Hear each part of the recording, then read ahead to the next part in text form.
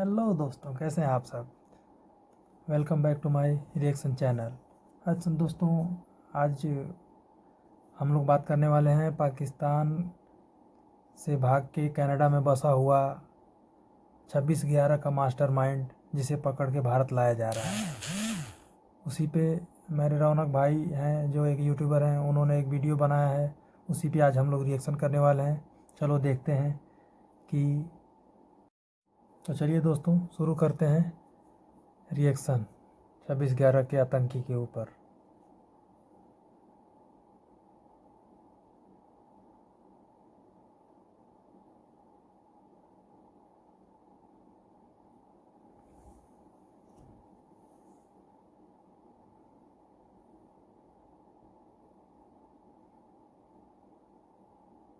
अच्छा,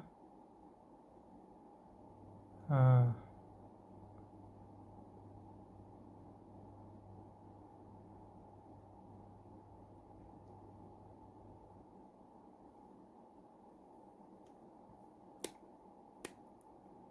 हाँ, तहबूर राना उसका नाम है। 26/11 का मास्टरमाइंड जो है 15 साल से, बताइए 15 साल से दोस्तों इसको वापस लाने की कोशिश कर जाए।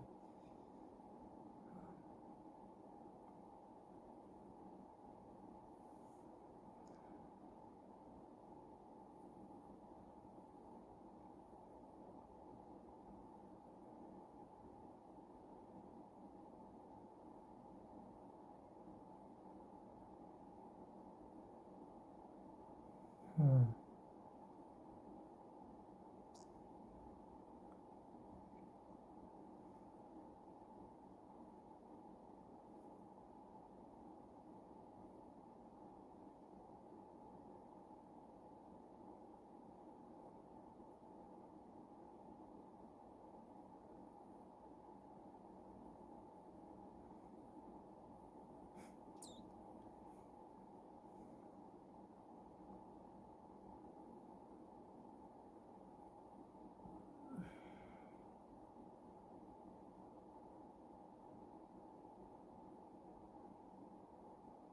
हम्म,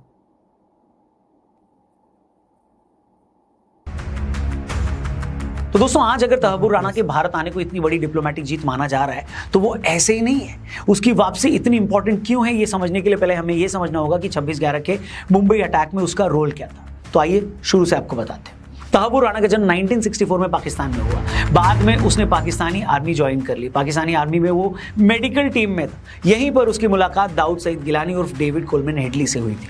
अब डेविड कोलमैन हेडली की मां अमेरिकी थी, पिता पाकिस्तानी थे। 1997 आते आते तहबूर राणा कनाडा शिफ्ट हो गया और वहां उसने अपना इमिग्रेशन का काम शुरू किया। उसी टाइम जब तहबूर राणा कनाडा आया तभी डेविड हेडली अमेरिका गया। अब एक्सपर्ट्स कहते हैं कि पाकिस्तानी आर्मी से जुड़े ये लोग यूं ही अमेरिका और कनाडा में आकर नहीं बस गए। दरअसल ये पाकिस्तानी खुफिया एजेंसी आईएसआई की पुरानी रणनीति है कि वो अपनी आर्मी ऑफिसर्स को ऐसे देशों में बसा देती है जहां से वो अपने ऑपरेशंस चला सके। अब कनाडा आकर तहबूर राणा ने फर्स्ट वर्ल्ड के नाम से एक ट्रैवल कंपनी खोली जो इमिग्रेशन और वीजा में लोगों की हेल्प करती थी। जब लश्कर तैयबा के साथ मिलकर हेडली ने भारत में हमले का प्लान बनाया तो तहबूर राणा ने अपनी टीम को बोलकर मुंबई में फर्स्ट वर्ल्ड ट्रैवल कंपनी का एक ऑफिस खुलवा दिया ताकि उस ऑफिस की आड़ में वो भारत में ट्रैवल कर सके। तहबूर राणा के सपोर्ट के चलते हेडली ने मुंबई में अपना ऑफिस खोला। वो मुंबई के अलावा भारत के कई शहरों में गया। उसका टारगेट यही था कि लश्कर तैयबा के लिए लोगों को रिक्रूट कर सके।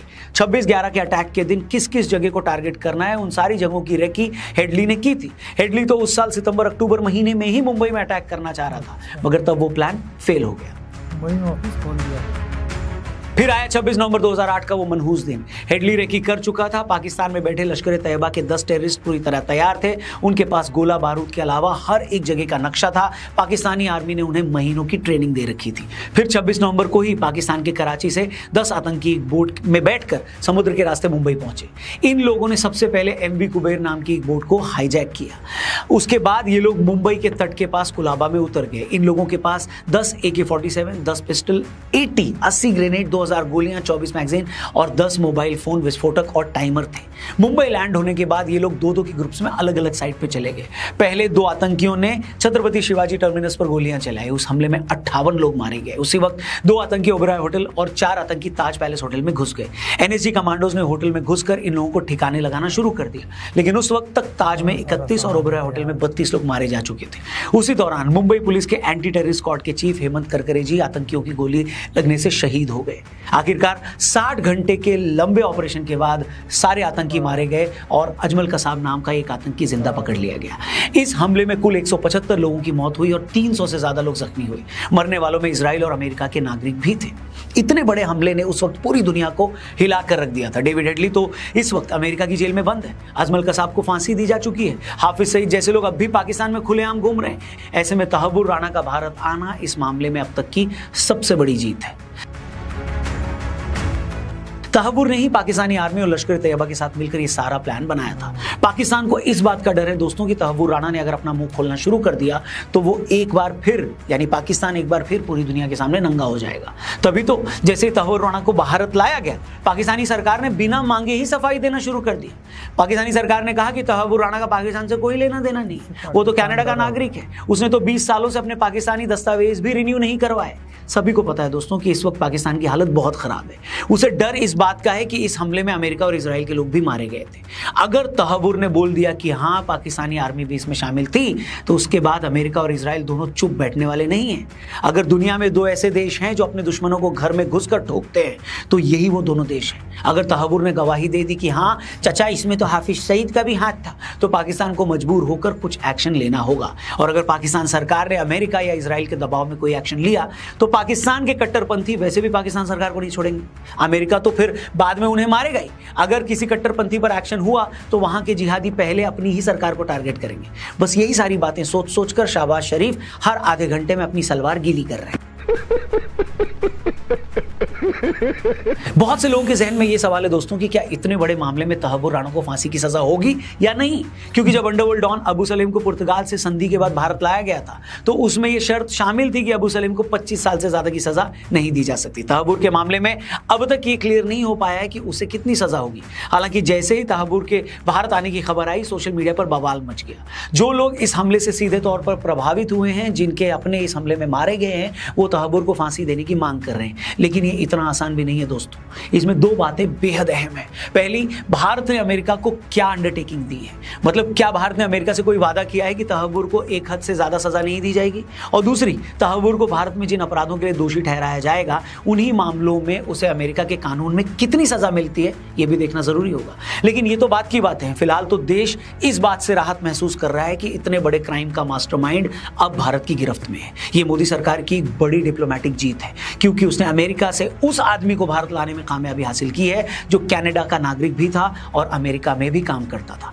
अब अगर तहव्वुर राणा अपने राज खोलता है तो 26/11 के उस हमले के पीछे पाकिस्तान का क्या रोल था ये भी सामने आ सकता है, और यही इस पूरे मसले का, पूरे मामले का सबसे बड़ा मास्टर स्ट्रोक हो सकता है। बाकी आप बताइए, आपको क्या लगता है, तहव्वुर राणा का भारत आना क्या वाकई एक बड़ी डिप्लोमेटिक जीत है? क्या इससे 26/11 के पीड़ितों को इंसाफ मिल पाएगा? तो जो भी हो, आपकी राय कॉमेंट करके हमें जरूर बताएं और ये वीडियो अपने हर एक दोस्त तक पहुंचाएं, इसे शेयर। अमेरिका में भी था और कनाडा में भी था दोस्तों। तो देखा दोस्तों आप लोगों ने, तो ये पाकिस्तान की साजिश थी और इसको कनाडा में बसा दिया था। अमेरिका में भी था, कनाडा में भी काम करता था, अमेरिका में भी काम करता था, इंडिया में भी ऑफिस खोल के रखा था इसका दोस्त। तो इसको अब इंडिया ला दिया गया है। अब इसका कोर्ट में पेशी भी हो चुका है, 20 दिन का रिमांड भी दे दिया गया है और इसके बाद क्या सज़ा सुनाई जाती है, जैसा खबर आगे होगा आपको दिखाया जाएगा। तब तक के लिए हमारे वीडियो को लाइक कीजिए, सब्सक्राइब कीजिए। फिर आपसे मिलते हैं अगले वीडियो में। धन्यवाद।